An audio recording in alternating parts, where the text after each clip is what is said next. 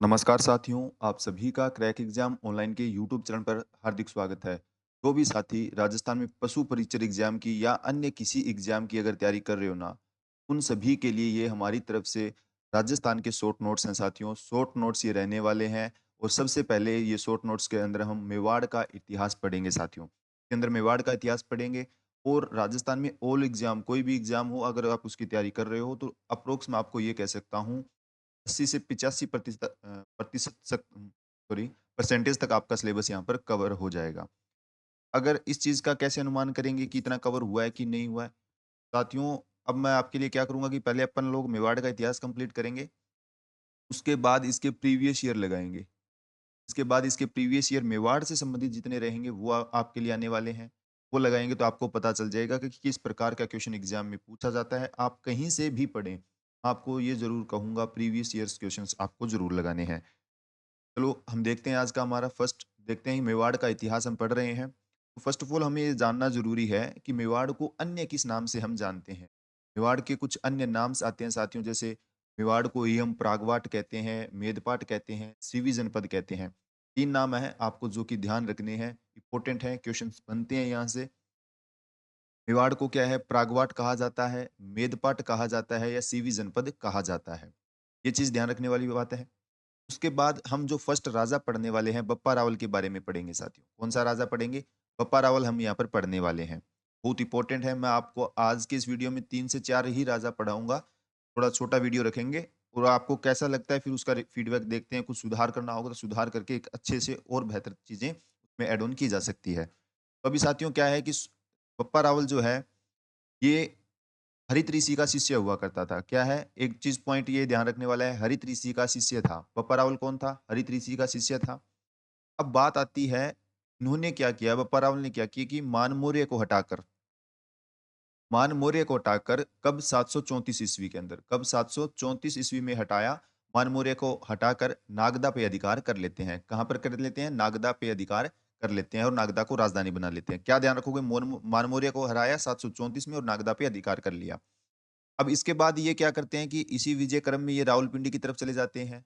रावलपिंडी शहर का नाम भी इन्हीं के नाम पे पड़ा हुआ है और गजनी का प्रशासक बना देते हैं सलीम हराया को। इनका भांजा होता है ये। उस गजनी का प्रशासक किसे बना देते हैं? सलीम हराया को वहाँ का प्रशासक बना देते हैं साथियों।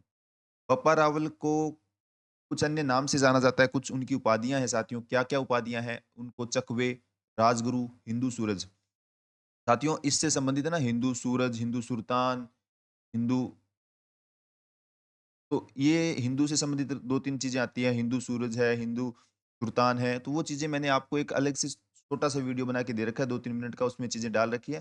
फिर भी जैसे-जैसे चीज़ें आएँगी तो मैं एक साथ उसका टेबल बना के आपको फिर दोबारा बता दूँगा। अभी एक बार आप ध्यान रखना, बहुत इम्पोर्टेंट चीज़ है, हिंदू सूरज कौन है? बप्पा रावल है। राजगुरु किसे कहा जाता है? बप्पा रावल को कहा जाता है। चकवे, बप्पा रावल को चकवे यानी चारों दिशाओं को जीतने वाला।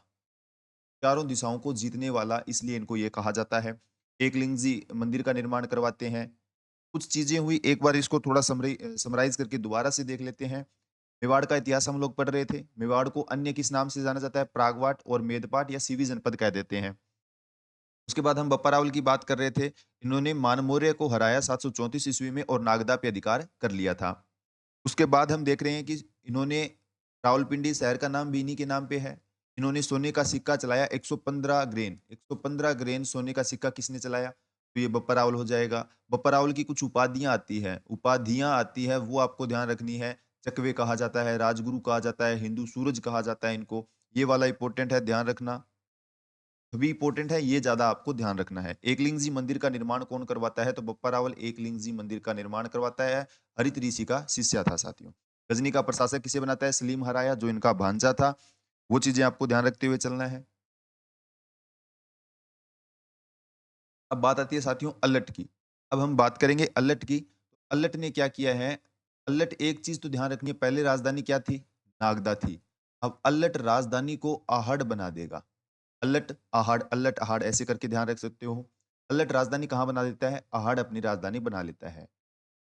अल्लट ही है जो नौकरशाही की स्थापना करता है। नौकर स्थाही शाही की स्थापना कौन करता है? तो अल्लट करता है साथियों। इंपॉर्टेंट बात है, ध्यान रखेंगे। अल्लट का उपनाम एक आता है आलू, आलू। ये अपने जो राजस्थान में ऐसी चीज़ें होती रहती हैं, आलू, अल्लट ऐसा मिक्स आप करके देख सकते हो। आलू, अल्लट ये चीज़ ध्यान रख आएगी आपको यहाँ पर। इसके अलावा हम क्या देखेंगे, हमने देखा कि बप्पा रावल ने एकलिंगनाथ मंदिर का निर्माण करवाया है और अल्लट ने वराह मंदिर का निर्माण करवाया है। इंपॉर्टेंट बात है, साथ के साथ उनको रिवाइज करते हुए चलेंगे। वराह मंदिर का निर्माण किसने करवाया है? अल्लट ने करवाया है। और इसके अलावा हम ध्यान रखेंगे, हूण राजकुमारी हरिया देवी से भी विवाह किया था। हूण राजकुमारी हरिया देवी से विवाह कौन करता है? अल्लट ने किया था। यानी ये प्रथम विदेशी विवाह हम लोग कह सकते हैं। प्रथम विदेशी विवाह हो गया ना। तो हूण राजकुमारी हरिया देवी से विवाह करता है, अल्लट करता है भारत का प्रथम विदेशी विवाह। भारत का प्रथम विदेशी आपको राजस्थान का प्रथम विदेशी बोल सकता है। तो वो चीज़ें आपको इसी प्रकार से पूछी जा सकती है। उसके बाद आज हम सिर्फ़ जेतर सिंह तक के ही करेंगे। कुछ चीज़ें बाद में ऐड ऑन कर लेंगे या रतन सिंह तक कर लेंगे ताकि ये यहाँ तक का कंप्लीट हो जाए। जेतर सिंह में क्या आ जाएगा? जेतर सिंह क्या करता है? चित्तौड़ राजधानी बना देता है। तीनों में 3 चीज़ें बहुत ही ज़्यादा इम्पोर्टेंट यहाँ पे हुई है। क्या हुई है? पहले के अंदर राजधानी हुई थी साथियों नागदा। पहले राजधानी हुई थी नागदा बप्पा रावल के समय। उसके बाद राजधानी हो गई आहड़, वो किसने बनाई? अल्लट ने। अब राजधानी आ चुकी है चित्तौड़, अभी राजधानी चित्तौड़ बनी है, वो काफ़ी समय तक आगे तक चित्तौड़ ही रहेगी, महाराणा प्रताप के समय तक। तो जेतर सिंह आया, जेतर सिंह ने चित्तौड़ राजधानी बना ली। 1227 ईस्वी के अंदर 1227 के अंदर भूताला का युद्ध होता है।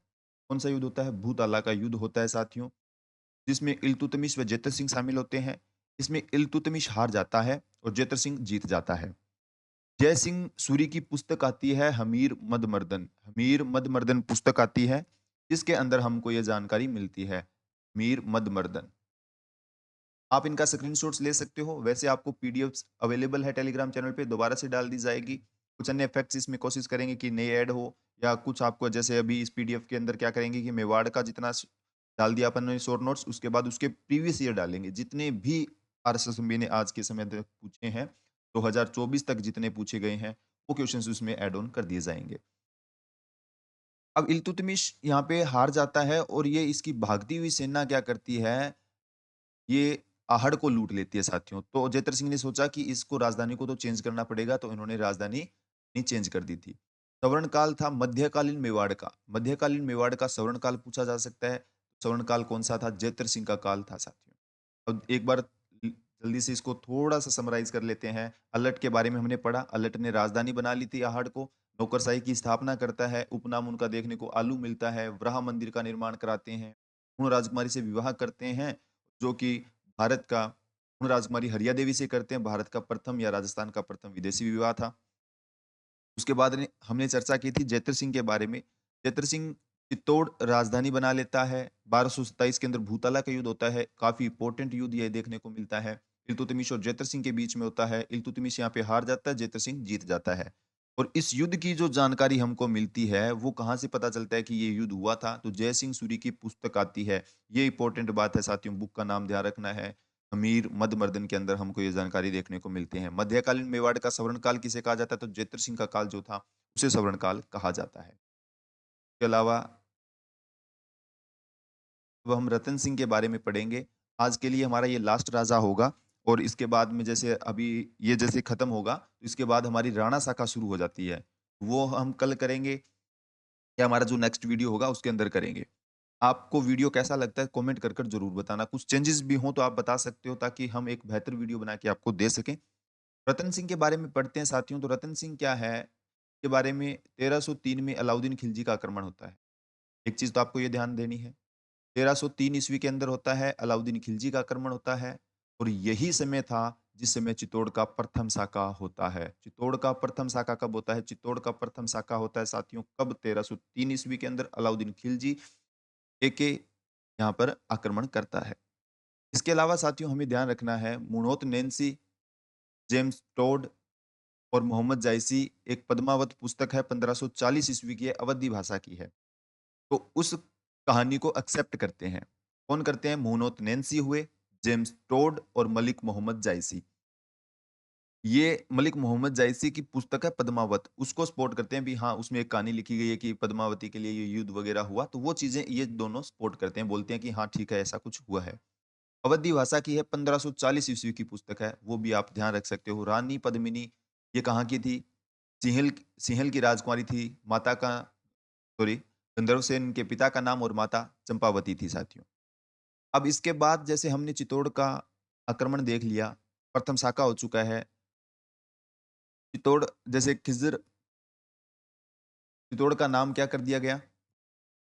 सॉरी साथियों, यहाँ पे क्या हुआ, इसके बाद जैसे शाका हो गया, तो अलाउद्दीन खिलजी ने यहाँ पर अधिकार कर लिया है। अधिकार करने के बाद खिज़राबाद, चित्तौड़ का नाम क्या कर दिया गया है? खिज़राबाद कर दिया गया है। क्यों किया गया? इनके पुत्र का नाम है साथियों खिज़र खां। पुत्र के नाम पे खिज़र खां के नाम पे खिज़राबाद चित्तौड़ का नाम हो चुका है। ये ध्यान रखना है, ये नाम से ना 3 जगहों के नाम आएँगे, वो भी मैं आपको एक टेबल से बताऊँगा बाद में। जैसे-जैसे आएँगे अभी आपको कन्फ्यूज़ होने की ज़रूरत नहीं है। अभी बताऊँगा तो आप ज़्यादा कन्फ्यूज़ हो जाओगे। जैसे चीज़ें आएँगी, उनको एक साथ मर्ज करते चलेंगे, फिर आपको याद आएगा कि हाँ, हमने वहाँ चीज़ें पढ़ी थी। तो अभी एक बार इसको ध्यान रखो कि खिज़राबाद चित्तौड़ का नाम रखा गया था।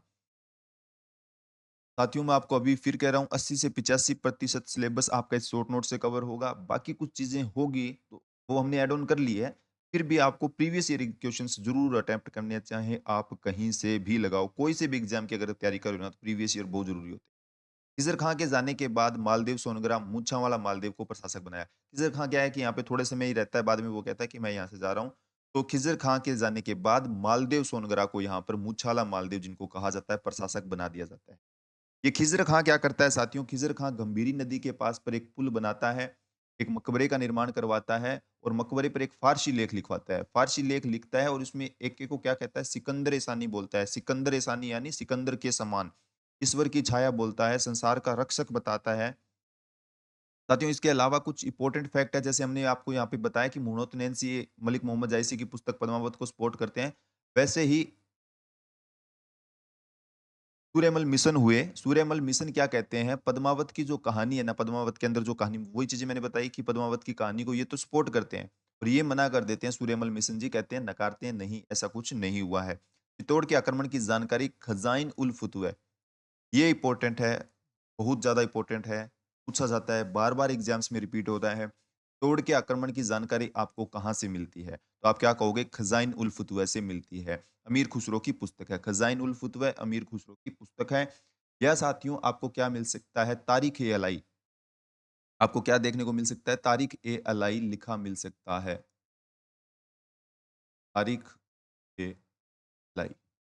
ये चीज़ भी आपको मिल सकती है। तारीख़-ए-अलाई लिखा हो सकता है या लिखा हो सकता है खज़ाइन उल फुतवह, अमीर खुसरो की पुस्तक है। साथियों, आज के लिए इतना ही। आगे का वीडियो या इसमें चीज़ें ऐड ऑन करते हुए चलेंगे। आपको मैं मेवाड़ के प्रीवियस ईयर्स भी बताऊँगा, उसके बाद हम मारवाड़ पढ़ेंगे। ऐसे ही चीज़ें पढ़ते चलेंगे। खुद कछवाहा वंश के शासक जो रहे, बीकानेर के बारे में पढ़ लेंगे। धीरे-धीरे ऐसी चीज़ें ऐड ऑन करते हुए चलेंगे।